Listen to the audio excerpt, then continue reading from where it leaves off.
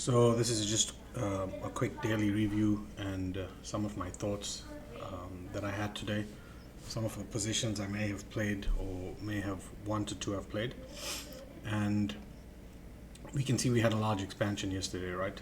And price in Asia and London just kept going sideways. And we had the news come in and wick these highs, right? A range high, a range low, wicked. If you look in the lower time frame, before the news even happened, right? It happened somewhere around here. You don't do anything inside a range like this unless you're scalping from one end to the other, because it's consolidating, it's going sideways. We want to see either one side taken and then a play to the other side, or we want to see one side taken, a close above and then continuation higher, or close below and continuation lower. And I looked at potential order blocks below current price. So I looked at this first, and then I got to thinking that while this may have been a recent order block and we had taps inside this range, there's one directly below it, and the one that I originally wanted to use right here should be at some point used as liquidity, right? So we mark its low out right here. Sorry for the dark lines. We mark its low out and we wait, right? New York Open, we had already wicked the high, and if we look closely on this time, staying on this time frame, that we had an OLR or a manipulation above the range high, and then we closed back below a down candle body low to the left of price. This validates the OB. Highs were taken, change in the state of delivery occurred here, retracement, and a push down which created the range low at news, right? Now this low in particular, we're just going to mark it off in red, and we'll mark off the range high in red as well, and I'll tell you why just now. And as this happened, the play that I looked at but didn't take because I'm mostly driving at New York Open or just after, was the OB model right here. I'm going to get rid of the previous range high there and the previous range low for now. So we had a change in the state of delivery occur here. We had,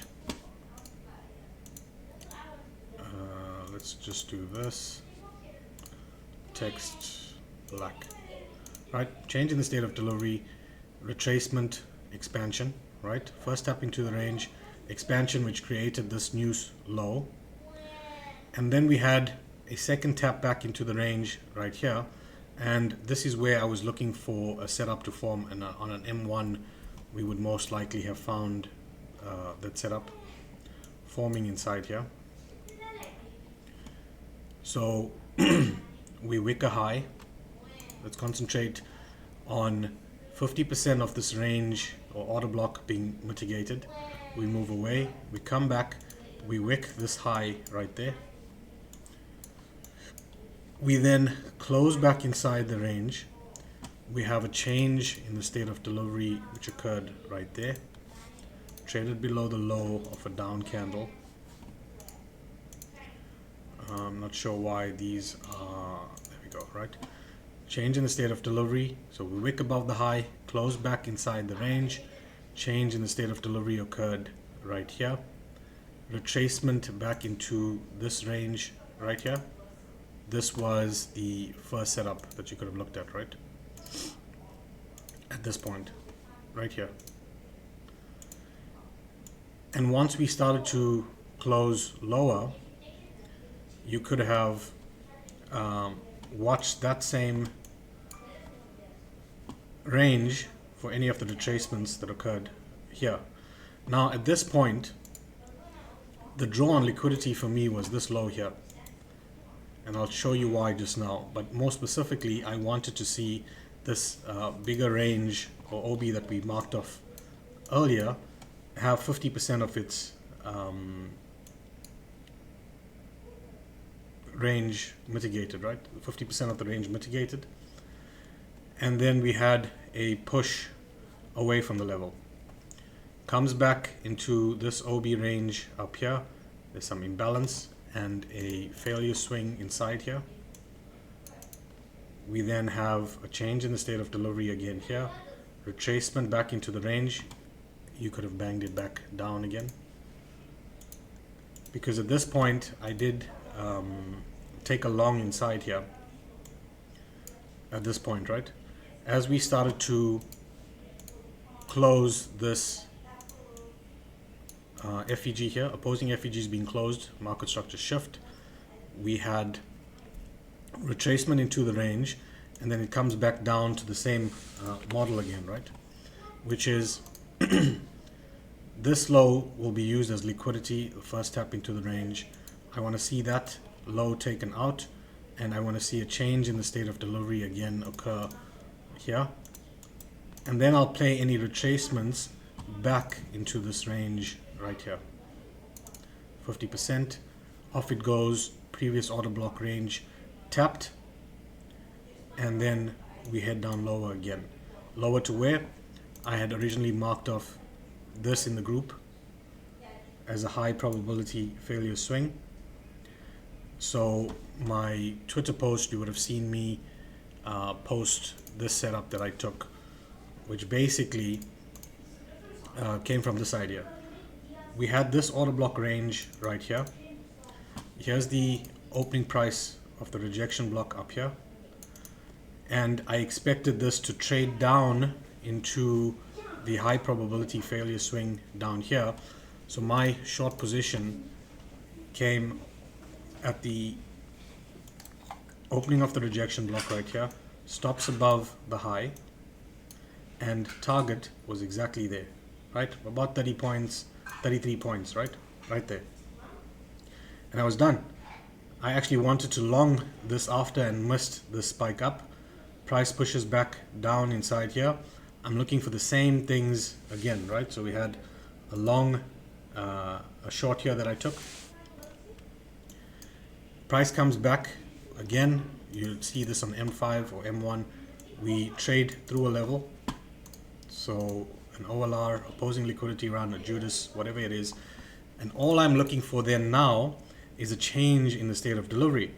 And that after the wick down and we close back in, we didn't trade above a down candle high. So I did nothing here. But the moment we traded above these highs right here, with an FEG, this is where I entered my long, and I'm still in this long position, and my target now are these highs here. I want to see these highs taken out as news highs and lows, and more specifically when we look at an H1, I'm going to get rid of all of the lipstick on the chart. When we look at an H1, at this point when this H1 candle failed to close above highs to the left, namely these highs right here, the algorithmic draw was the low of that specific H1 candle, right? So now you know why I targeted that low and then into this specific 50%. I could have further did this, right? From this wick to this low to this high. It's sort of a hidden OB range, if you want to call it. On a lower time frame, you probably see this as a refined order block, but what this is essentially is a balanced price range, right? Up, down, up, through, come back into here, reaction. So in this long, I want to see these highs, and more specifically the news high taken out,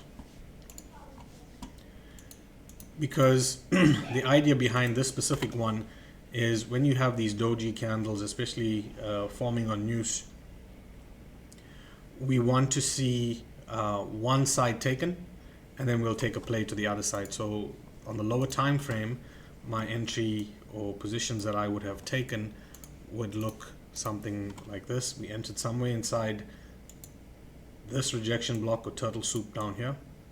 stops below there, target the high up there, and that's it. That'll be me for today because there's a likelihood that this comes back afterward, back into the range below midnight New York. So stuck in a range.